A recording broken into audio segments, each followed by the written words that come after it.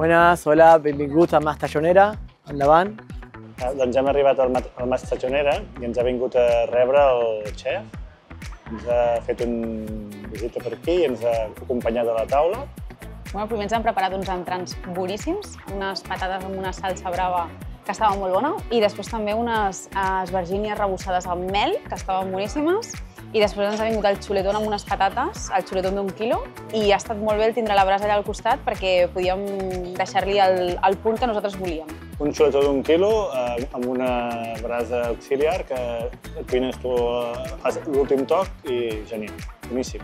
Ara estic fent una carn a baixa temperatura, se posa a la brasa y con 14 horas de cocció és super tendra. Vull dir, ha estat molt bé i la carn boníssima, es desfeia, vull dir, ha sigut molt bona.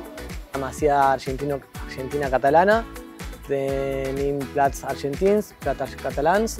Qui vingui a Mas Tallonera trobarà espai agradable, és una masia molt antiga, és la primera casa d'Arenys. Ens ha agradat perquè el xef ens ha explicat la història de la casa, que és una masia construïda el 1570, de les primeres que es va fer en aquesta zona.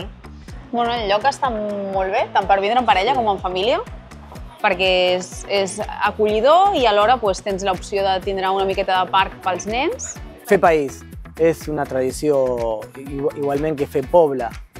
Fem país y fem poble porque compran productos de proximidad de los países de por aquí. Compran carn de Girona, alguna mica de Argentina. El 80% del gènere que treballem és català.